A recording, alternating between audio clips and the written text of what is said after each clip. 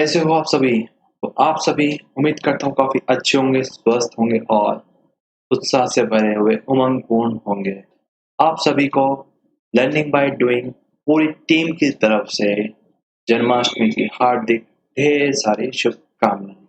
आपका दिन, आपका आने वाला वर्ष मंगलमय हो और आप और आपका पूर्ण परिवार खुशहाल रहे, हमेशा हँसता रहे, मुस्कुराता रहे और खुशियाँ ढेर सारी आपके जीवन में और परिवार में आती रहे। तो इसी कामना के साथ आज का हम ये सेशन स्टार्ट करते हैं।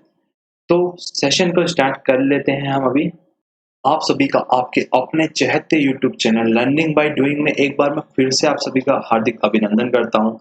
अभी तक आप लोगों ने हमारा चैनल सब्सक्राइब नहीं किया, चैनल को सब्सक्राइब कीजिए और बेल आइकन को प्रेस कीजिए। तो आज हम डिस्कशन करने वाले हैं रीजनिंग का आईबीपीएस पीओ 2019 में जो प्री में जो क्वेश्चंस आए थे, जो मेमोरी बेस्ड काफ़ी सारे जो वेबसाइट हैं उनके ऊपर जो अपलोड किए गए थे वहीं से मैंने क्वेश्चंस लिए हैं। तो उन्हीं में से एक शिफ्ट का हम आज क्वेश्चन पेपर डिस्कस करने वाले हैं रीजनिंग का। तो चलिए स्टार्ट करते हैं अपने सेशन को। और मैं उम्मीद करता हूँ आपने मेरे जो पुराने वाले एचबीआई पीओ 2019 जो प्री के मैंने इंग्लिश का, क्वांट का और रीजनिंग का जो पेपर डिस्कस किया था वो आपने हर किसी ने वो देख लिए होंगे मेरी वीडियोस। इन केस किसी ने नहीं देखी है तो वो भी आप देख सकते हो, क्योंकि अभी आईबीपीएस पीओ एग्जाम्स अक्टूबर 2020 में ऐसा टेंटेटिव डेट्स आए हैं कि हो सकता है और होना भी चाहिए, क्योंकि काफ़ी टाइम से जो एग्ज़ाम्स हैं वो नहीं हो पा रहे थे ड्यू टू कोरोना वायरस। तो इसलिए मैंने भी ये एक सीरीज़ स्टार्ट की है कि हम हर वीक एक कंप्लीट पेपर को डिस्कस करेंगे। तो एक डे रीजनिंग, एक डे क्वांट और एक डे इंग्लिश, बाकी के बचेंगे 3 दिन।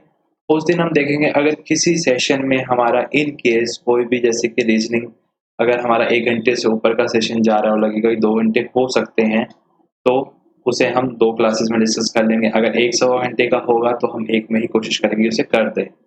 लेकिन मेन फोकस इसमें ये रहेगा हर किसी को जो क्वेश्चंस है वो समझ में आ जाए, कोई भी को डाउट ना रहे। क्योंकि मैं कोशिश ये करके चलूँगा कि आप एकदम से इसको रिवाइज़ के ज़रिए इसको वीडियो को देख रहे हैं, तो आप लोगों ने सभी ने पहले अपने कांसेप्ट क्लियर कर लिए होंगे। अगर फिर भी इन केस कोई फर्स्ट टाइम वीडियो देख रहा है और वो चाह रहा है कि मैं प्रीवियस ईयर एग्ज़ाम्स के जो क्वेश्चन है उन्हीं को डील करके और एग्ज़ाम्स में कंडक्ट कर पाऊँ कि किस प्रकार के एग्ज़ाम्स में क्वेश्चन पूछे जाते हैं, तो उसके लिए भी मैंने ये रखा है कि यहाँ पे मैं एकदम बेसिक से कोशिश करूँगा हर एक चीज़ समझाने की, तो वो समझ जाए और अपने जो कांसेप्ट है वो यहाँ से डेवलप करे और एग्ज़ाम्स में वो भी एक कॉम्पिटिटिव मार्क्स ला पाए। चलिए सेशन को स्टार्ट करते हैं। अभी तक आप लोगों ने हमें फॉलो नहीं किया तो आप लोग हमें फॉलो कर लीजिए ट्विटर के ऊपर भी। यूट्यूब चैनल सब्सक्राइब नहीं किया, चैनल को सब्सक्राइब कीजिए और बेल आइकन जरूर प्रेस कीजिए और टेलीग्राम ग्रुप भी आप लोग सभी ज्वाइन कर लीजिए। इन केस आपके पास कोई रीजनिंग का डाउट है तो आप हमें जीमेल कर सकते हैं, तो वहां से हमारी टीम आपको जल्दी से जल्दी रिवर्ट बैक करने की सॉल्यूशन कोशिश करेगी। तो क्वेश्चन नंबर 1 ये रहा आपकी स्क्रीन के ऊपर। सबसे पहले कोई भी क्वेश्चन हो, जब आप प्रैक्टिस करते हो तो क्वेश्चन को अच्छे से पढ़ना चाहिए, क्योंकि एग्जाम्स में हमें कई बार ऐसा होता है हम क्वेश्चन एज्यूम कर लेते हैं कि इसमें ऐसा होगा और उसी के बिहाफ पे हम उसके जो अटेम्प्ट है आंसर को कर आते हैं। लेकिन कई बार वो गलत हो जाता है, क्योंकि हमारा अजम्पशन होता है कि क्वेश्चन में ये पूछा गया है, लेकिन वास्तव में ऐसा क्वेश्चन नहीं पूछता, उसकी लैंग्वेज थोड़ी डिफरेंट होती है। तो इसलिए जब हम प्रैक्टिस करते हैं तो क्वेश्चन पढ़ने की आदत डालिए सबसे पहले। उसी के बाद आप उसके बिहाफ पे जो उसके सॉल्यूशन होते हैं वो करने की कोशिश कीजिए। सीधा आपने 2 शब्द पढ़े टटक नहीं। जब आप प्रैक्टिस कर रहे हो तो पहले पूरा क्वेश्चन पढ़ो कि किस प्रकार का क्वेश्चन है, क्या पूछ रहा और क्या आपसे वो जानना चाह रहा है। जब आपकी अच्छे से प्रैक्टिस हो जाए, हैबिट हो जाए, जब आप थोड़ा-सा उसको जल्दी से स्किप कर सकते हो। तो चलिए क्वेश्चन को स्टार्ट करते हैं। क्वेश्चन नंबर 1 है in the word dub BRISKLY, how many pairs of the letters have the same number of letter between them in the words as in alphabet? कि ये जो ब्रिज ब्रिस्कली लिखा गया है, इसके हमें पेयर्स बताने हैं जितने अल्फाबेटिकली अरेंज होते हैं। आइए लिख लेते हैं। सबसे पहले हम इसको लिखेंगे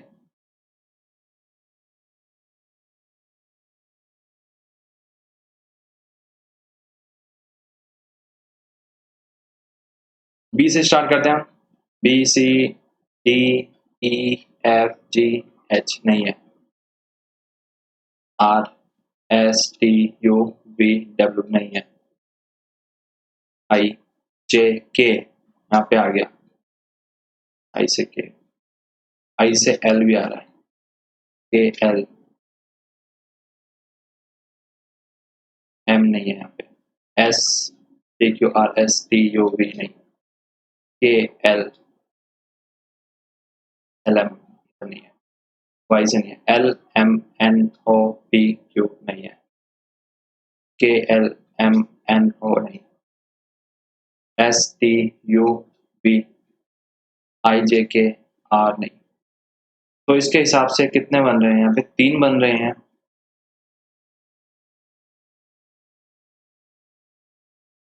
तो इसका जो आंसर होगा क्या होगा, वो होगा 3। तो एक बार मैं फिर से आपको क्लियरली दिखा देता हूँ इसमें कौन कौन से बन रहे हैं। आई से जो के की ओर जा रहा है, जो एल की ओर जा रहा है, आई से के की ओर आना, आई से एल की ओर आना और के से एल की ओर आना, ये 3 बन रहे हैं इसमें पेयर्स। ये इसका answer question number 2। Question number 2 का गया, study the following information carefully and answer the question given below. 7 members are living in the family, Q is the daughter of P। Okay, relation B R, यानी blood relation का ये question है, तो इसको हम पहले देख लेते हैं। Q क्या है, डॉटर है P की, और B is the brother of R, और G is the mother in law of A, B is married with A, B is the uncle of Q, और D is the father of B। ठीक है, तो हम इसको कहा गया है Q is the daughter of P। P की डॉटर कौन है, Q, और इसको हम नेगेटिव लगाएंगे तो इसकी डॉटर हो जाएगी। ओके, अब हमें क्यों नहीं पता, P नहीं पता कि क्या फादर है मदर है। P is the brother of R। P जो है प्लस हो गया क्योंकि मेल है। ऐसे एरो होते हैं जो सेम होते हैं सिबलिंग्स, कजन्स वगैरह के लिए।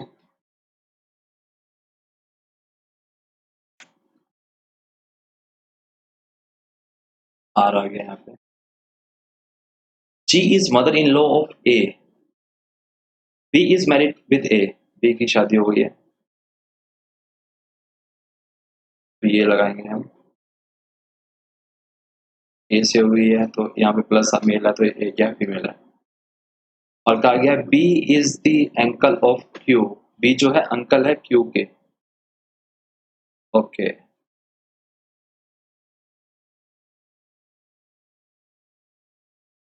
तो हमें इसको यहाँ पे रखना पड़ेगा, इसको P को, P यहाँ पे आएगा तो Q यहाँ पे आएगा, Q माइनस का है, इसी कारण से ये इसका अंकल हो पाएगा। ठीक है, तो हम इसको यहाँ से हटा देते हैं।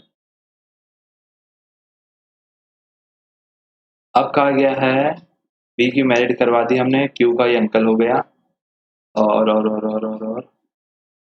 D is the father of B।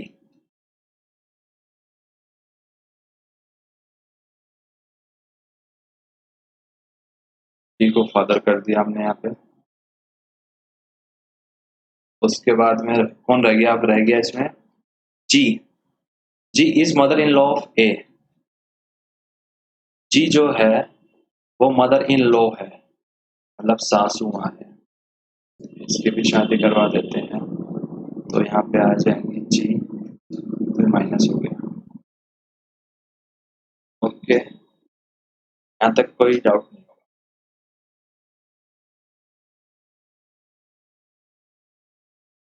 1 2 3 4 5 6 7 हो गए। What is the relation of B with respect to P, B का क्या रिलेशन होगा पी के साथ में, ये पूछा गया अब आपसे। जो बी है इसका पी से क्या संबंध होगा। अगर ये बहन होगी तो भी भाई होगा, और ये भाई होगा तो भी भाई का भाई होगा, तो ब्रदर इन लॉ।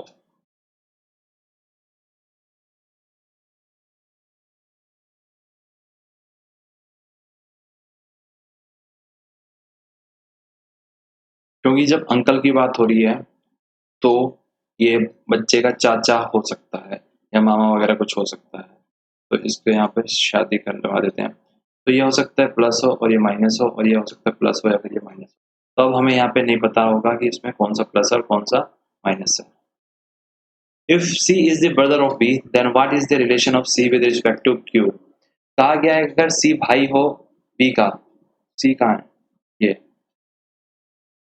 ओके, यहाँ पे एक हम बना लेते हैं सी, क्या बना लेते हैं, what is the relation of C with respect to Q. तो सी का संबंध पूछ रहा है क्यू से, क्या होगा, जो बी का है वही सी से होगा, अंकल का। If P is the father of Q then what is the relation of R with respect to P.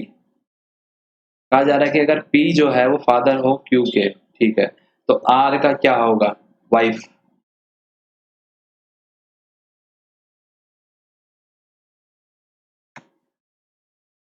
If 6, 2, 4, 7, 3, 9, 8, 5, 4 is 1 is added to all the even number and 1 is subtracted from all the odd number, then what is the sum of the digit which is fifth from left and fourth from right hand? Okay, so हम note कर लेते हैं 6, 2, 4, 7, 3, 9, 8, 5, 4।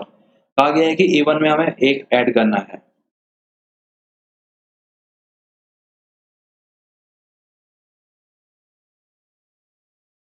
और odd में एक minus करना है।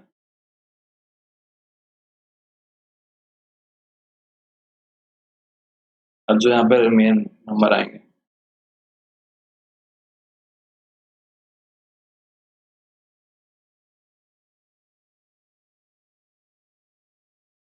अब क्या गया है, फिफ्थ लेफ्ट से 1, 2, 3, 4, 5, राइट से फोर्थ 1, 2, 3, 4। तो यहाँ पे टोटल कितना आ गया, टोटल यहाँ पे आ गया 10, तो उसका करेक्ट आंसर हो गया 10। नेक्स्ट क्वेश्चन, क्वेश्चन नंबर 6 आपकी स्क्रीन पे है, ध्यान से पढ़ना है। 8 पर्सन से ABCDEFGH रेक्टेंगुलर टेबल में बैठे हैं in such a way that 4 person sit on each corner of the table. ठीक है, पहले हम एक रेक्टेंगल बना लेते हैं।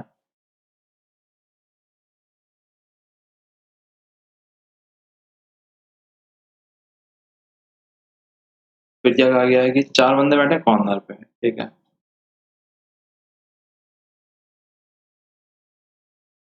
और 4 बैठे हैं बीच में।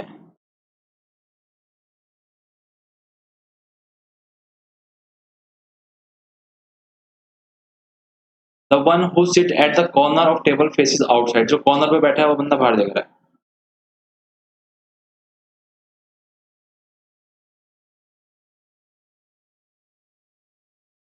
टुवर्ड्स द सेंटर, मिडल में जो बैठे हैं वो केंद्र की ओर देख रहे हैं। इतना समझ में आ गया हर किसी को। F sit at one of the middle side of the table, F बैठता है मिडल साइड यानी बीच वाली साइड, यहाँ पे बैठा दिया है।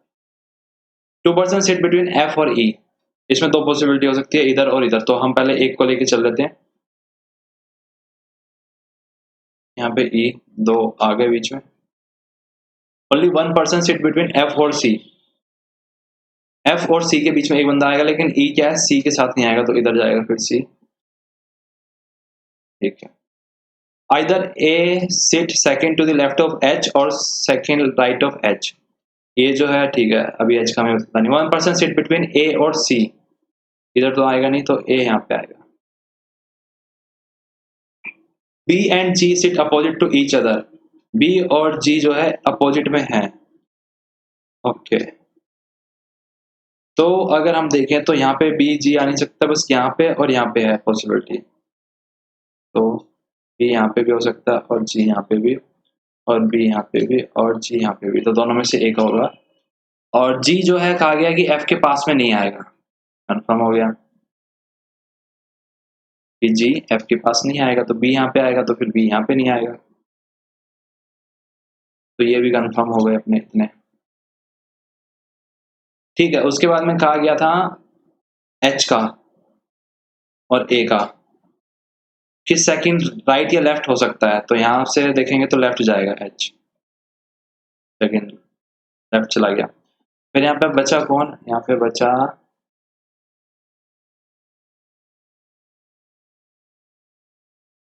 D, तो यहाँ पे आ गया D,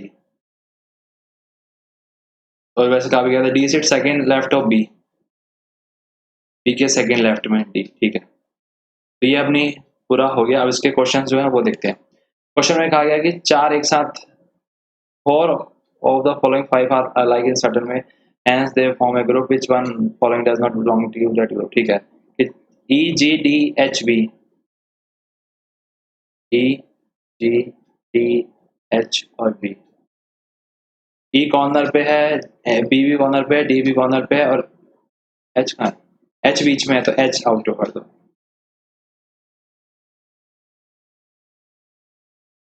Who among the following sit third to the right of D?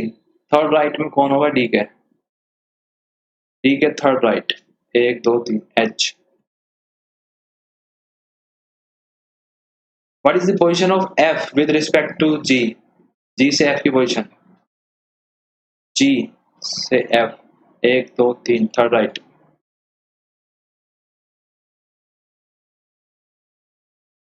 How many persons sit between D or F when counted to the right of D?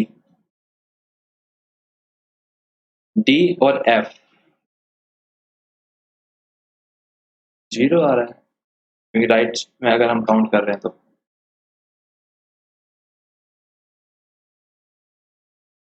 Just wait.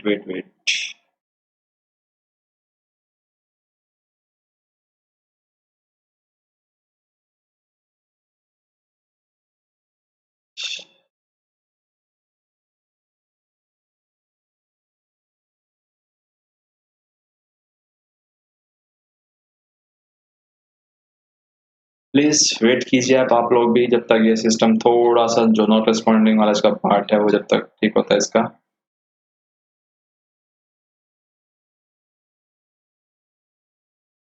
तो चलो जब तक कुछ हम हंसी मजाक ही कर लेते हैं. चलो गाना ही गा लेते हैं. देखा है तुझको पहली बार.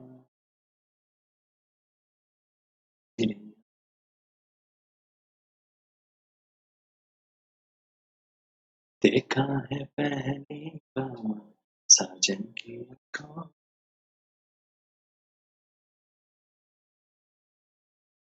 चलिए वेट कीजिए, मैं इसको थोड़ा सा ठीक करता हूँ. थोड़ा होल्ड कीजिए, अब 1 मिनट का टाइम लग सकता है इसमें, तो जब तक आप बने रहिएगा.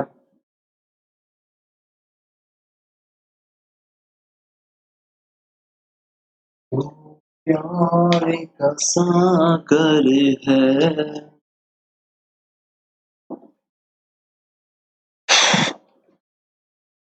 तेरी एक फूल